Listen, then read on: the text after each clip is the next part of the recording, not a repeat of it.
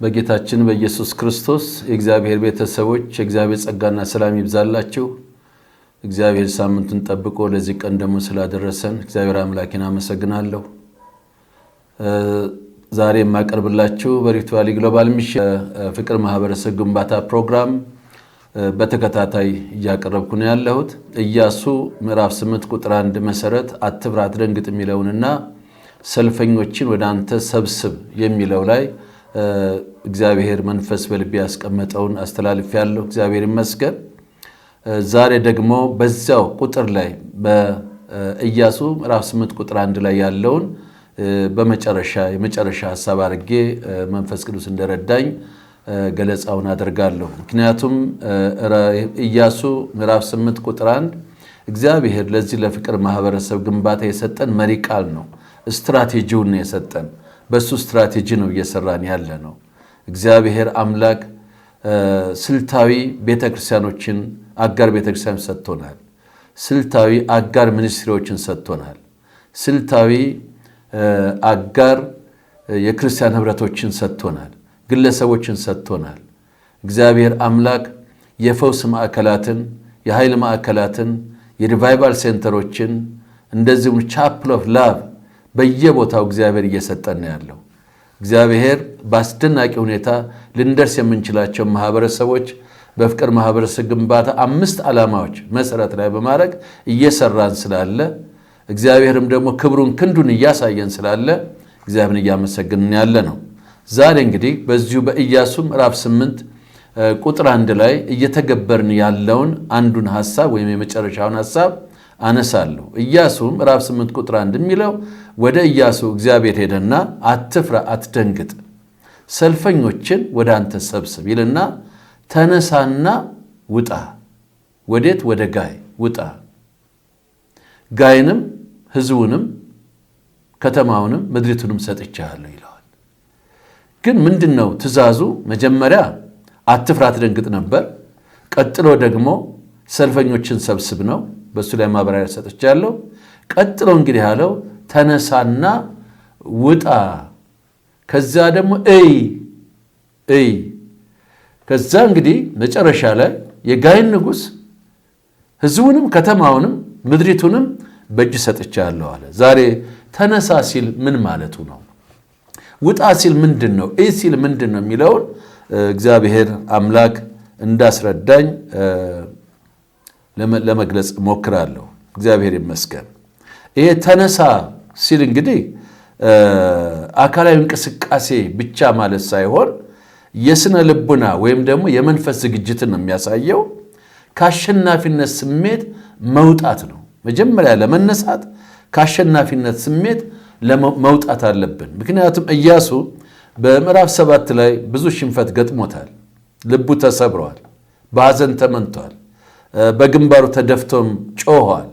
በዛ ውስጥ ለነበረ ሰው ነው አሁን ተነስ ሲለው አሁን በቃ የአሸናፊ ስሜትን ይዘህ ተነሳ። አሁን የውድቀት ጊዜ አይደለም፣ የሽንፈት ጊዜ አይደለም፣ የሐዘን ጊዜ አይደለም። አሁን የመነሳት ጊዜ ነው። ምክንያቱም ሰው ከወደቀ በዛው ይቀራል ማለት አይደለም። እንዲያውም መልሶ የሚቋቋም ጦር በጣም አደገኛ ነው። አንድ ግብ ገብቶበት እንደገና አንድ ያስገባ ቡድን በጣም አደገኛ ነው፣ ይቀጥላል ማለት ነው። ስለዚህ ከውድቀት የተነሳ ሰው በጣም ኃይለኛ ነው የሚሆነው። ከውድቀት ከሐዘንህ ካለፈው ስተትህ ተላቀሃል። አሁን እግዚአብሔር ምሕረት አድርጎልሃል። እኔ ካንተ ጋር ነኝ ብዬሃለሁ፣ አሁን ተነስ ነው የሚለው። እግዚአብሔር ይመስገን። ተስፋ ከመቁረጥ መላቀቅ አለብን።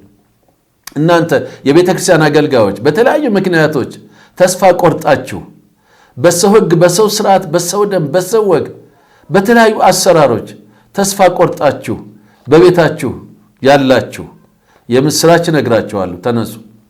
እግዚአብሔር ተነሳ ይልሃል። ከውድቀት ተነስ። ምናልባትም በኃጢአት ወድቃችሁ እግዚአብሔር ቀብቷችሁ በኃጢአት ወድቃችሁ ነገር አበቃሊ ብላችሁ ተስፋ የቆረጣችሁ መንገድ የለወጣችሁ እግዚአብሔር ዛሬ ተነሱ ነው የሚላችሁ። ተስፋ ከመቁረጥ ተላቀቁ። እግዚአብሔር ምሕረትን የሚያደርግ አምላክ ነው። የወደቁትን የሚያነሳ አምላክ ነው። ሰው ነው የወደቀውን እንደወደቀ እንዲኖር የሚያደርገው።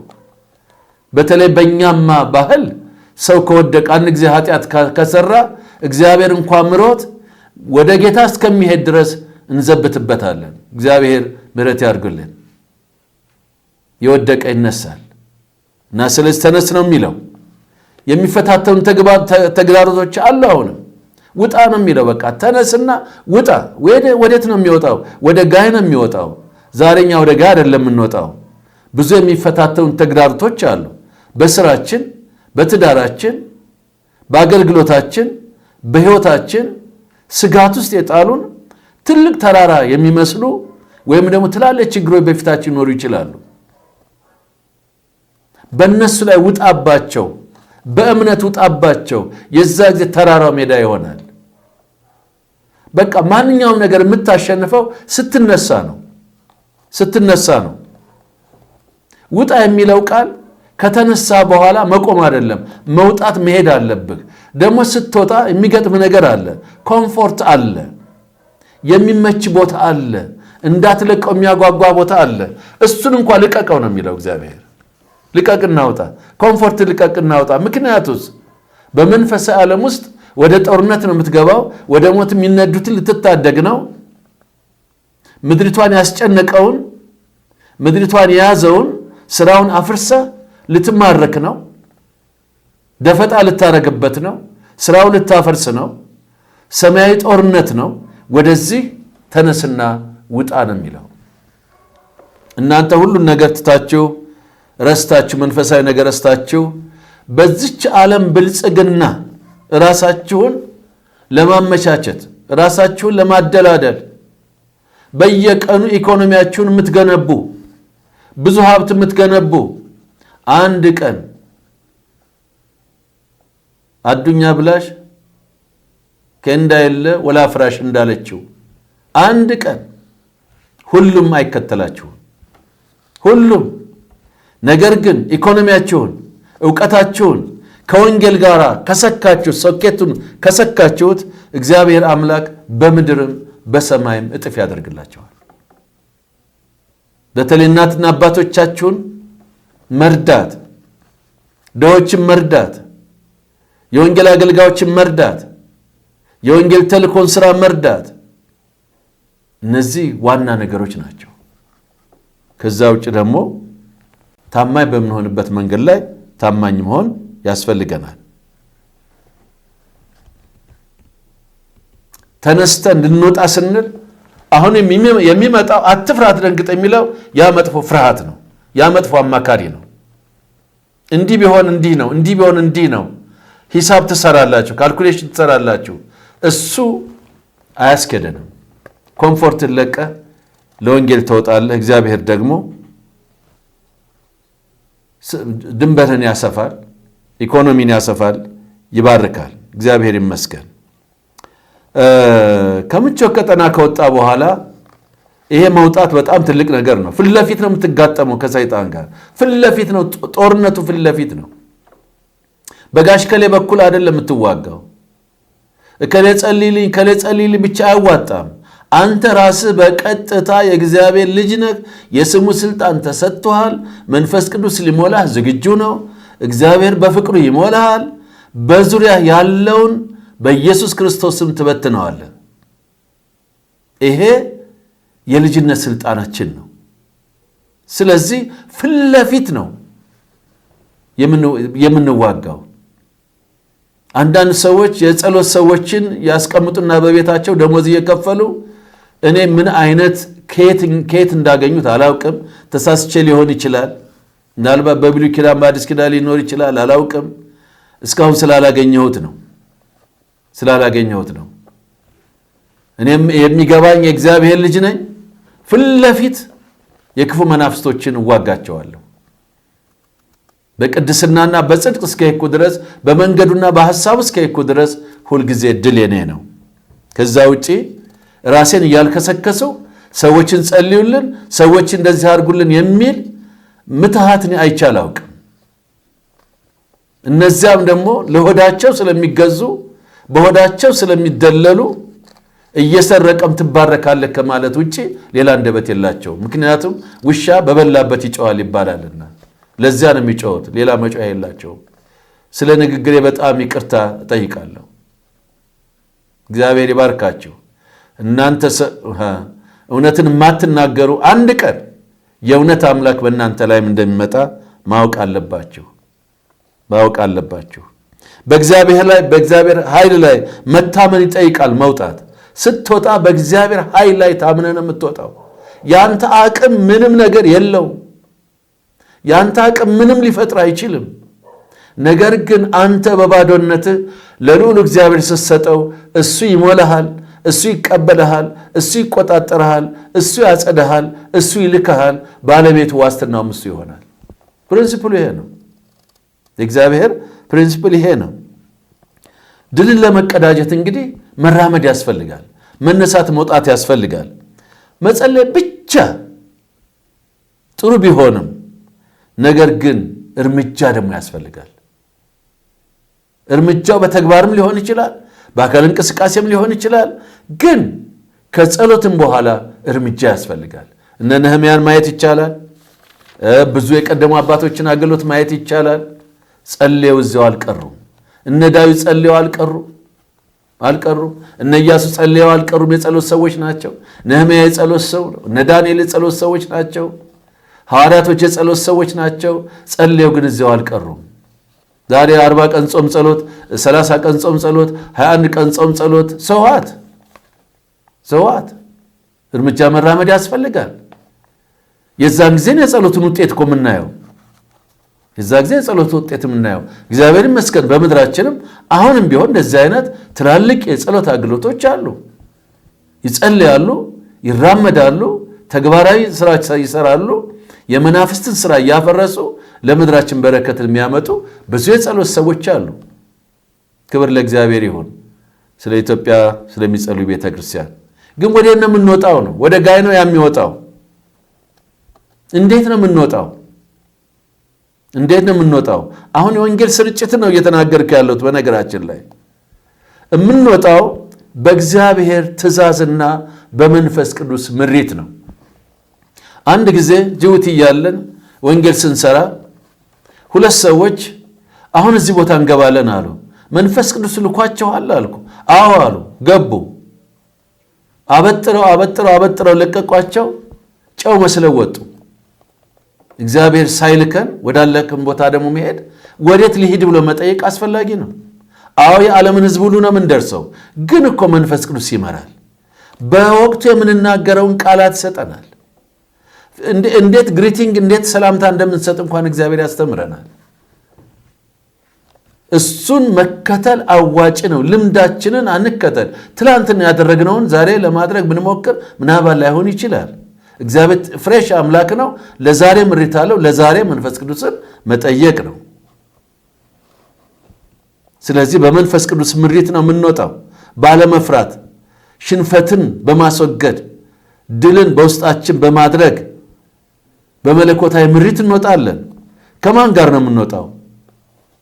ከሰልፈኞቹ ጋር ነው፣ ከወንድሞቼ ጋር ነው፣ ከእህቶቼ ጋር ነው። ከነሱ ጋር ደግሞ ስወጣ ደግሞ ፍቅርን፣ ትዕግስትን፣ መልካምነትን በእግዚአብሔር ፍቅር ተሞልቼ ነው። አወጣጡም ራሱ መንገድ አለው፣ ስርዓት አለው። እግዚአብሔር ይመስገን። እያለው ምንድን ነው የሚያየው? እይለዋል ኢያሱን። አሁንም ፕሪንሲፕሉን በሙሉ ነግሯል። ስትራቴጂውን ምንድን ነው የሚያየው? ከሰልፈኞቹ ጋር ነው የሚወጣው። የሚያየውማ ገና ድሉ ሳይጨበጥ በዓይነ ሕሊናው ድሉን እንዲያይ ነው። ለዚህ ሁልጊዜ በጣም የምገረመው የዳዊት ነው። ዳዊት ከጎልያድ ጋር በቀረበ ጊዜ ኪዳኑን ይዞ በሱ ላይ ቆሞ በመንፈስ ዓለም ያየው ነበረ። ናመጣብሃለሁ ይለዋል፣ አንገትን እቆርጣለሁ ይለዋል፣ እላይ ላይ ቆማለሁ ይለዋል፣ ለጭር ይሰጣለሁ ይለዋል። በሙሉ በመንፈስ ዓለም ያየውን እንደዚሁ በገሃዱ ዓለም ደግሞ አደረገው። እምነት ያያል፣ እምነት ይናገራል፣ እምነት ይጠብቃል። የማያይ እምነት፣ የማይናገር እምነት፣ የማይጠብቅ እምነት እሱ ጎደሎ ነው። እሱ የሞተ እምነት ነው። ብዙ ጊዜ ሰዎች የሞተ እምነት ይዘው እምነት አለን የሚሉ አሉ። እምነት ካለውማ ሰው ኢትዮጵያ ቅዱሳን ሁሉ ጀነረስ በሆነ ነበር። ዋው በጣም ጀነረስ ሰጪ ሆኖ ይችን አይደለም የኢትዮጵያ ምድር አፍሪካን በወንጌል መድረስ በቻልን ነበር። በእግዚአብሔር ቃል ላይ የምንሄድ ቢሆን ኖሮ ማለት ነው። እምነት ቢሆን ኖሮ ማለት ነው።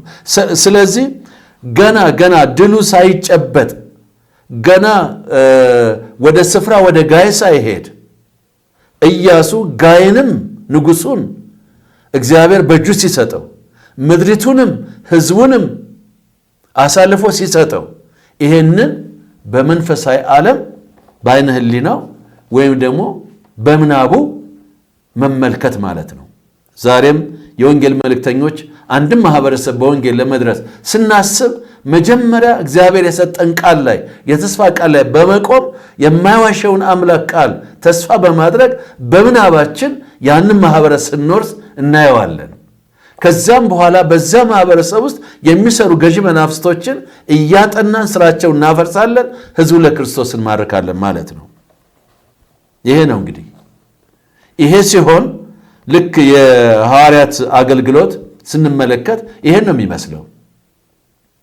ስለዚህ ከመሸነፍ ወደ ማሸነፍ እየመጣ ነው። አሁን ኢያሱ በዛ በጋይ ተሸንፏል። አሁን ግን ኪዳን ተሰጥቶታል። አትፍራ ተብሏል። ሰልፈኞችን ሰብስብ ተብሏል። ተነስ ተብሏል። ውጣ ተብሏል። እይ ተብሏል። ይሄን ካረገ በኋላ በሙሉ የተስፋ ቃል ሊፈጽምለት እግዚአብሔር ቃል ገብቶለታል። ስለዚህ ከመሸነፍ ወደ ማሸነፍ መዛወር ወይም ደግሞ መሄድ አለብን። ከዛ ውጪ የምንማረው የስትራቴጂ ለውጥ ነው።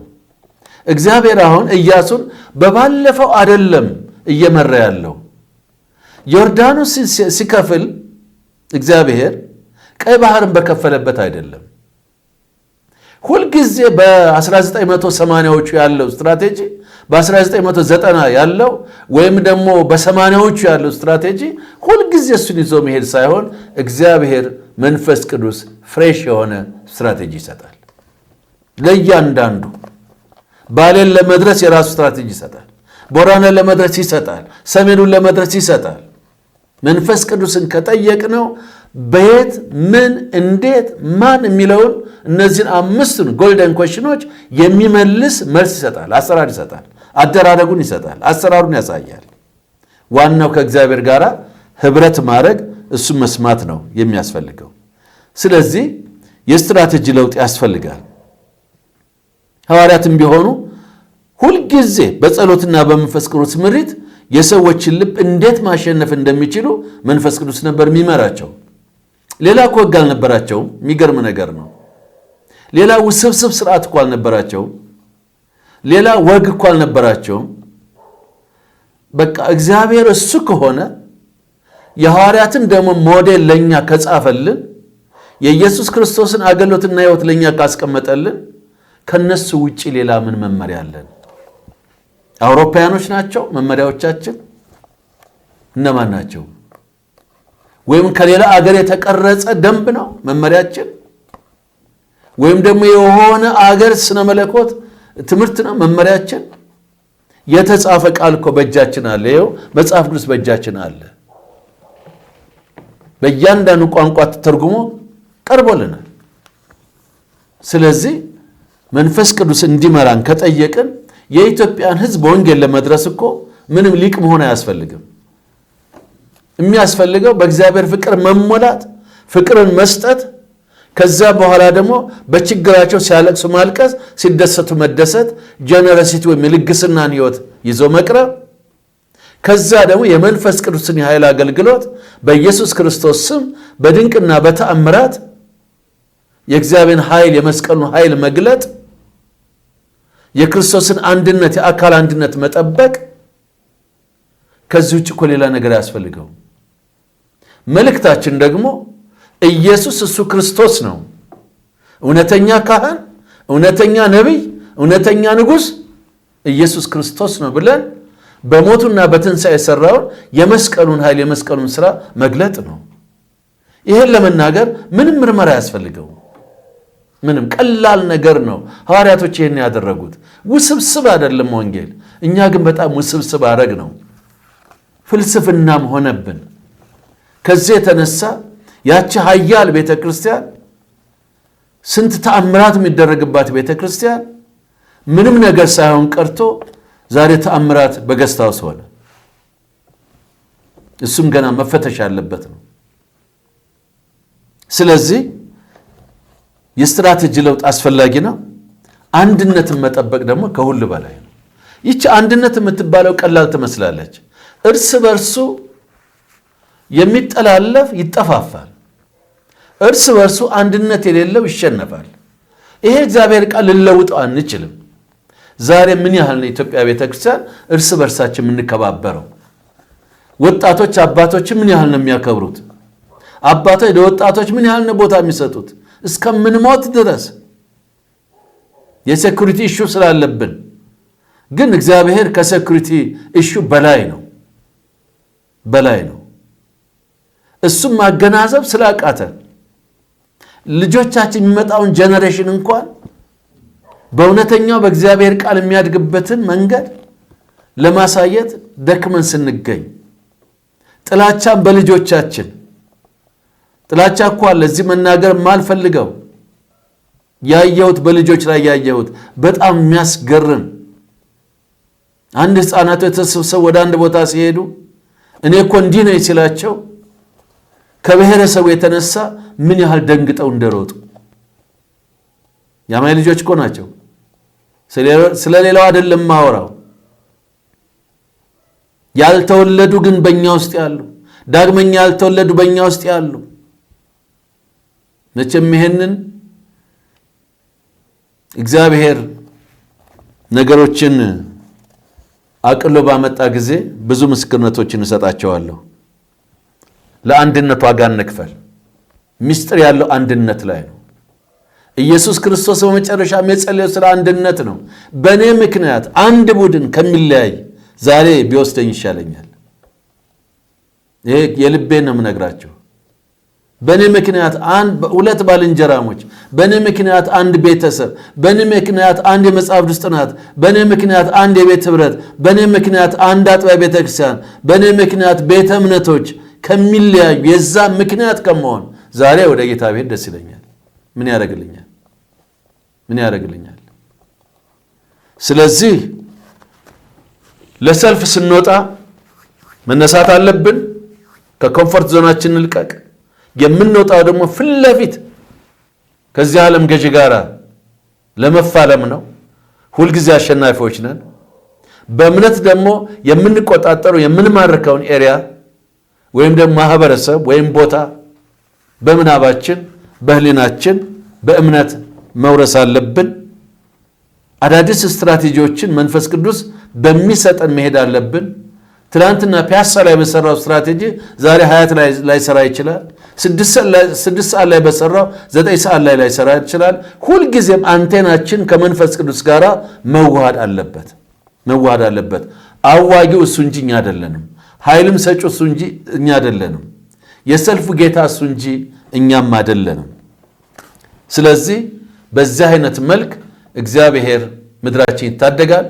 እግዚአብሔር የፍቅር ማህበረሰብ ግንባታ ፕሮግራም እንደነገርኳችሁ በጣም በምድራችን በተለይ ከተሞችን በመድረስ ላይ እየሰራን ያለ ነው።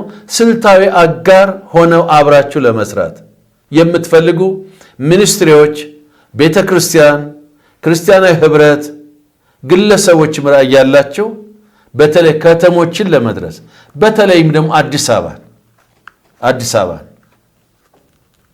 የምትፈልጉ ከታች በተቀመጠው ስልክ ቁጥር ዋትስአፕ ላይ ደውላችሁ ወይም ደግሞ ቴክስት አድርጋችሁ መገናኘት ትችላላችሁ።